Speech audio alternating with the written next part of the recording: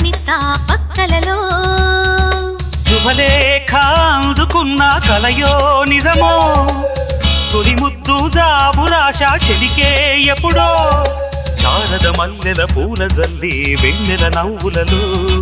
శ్రావణ సంధ్యలు రంగడిస్తా కన్నులతో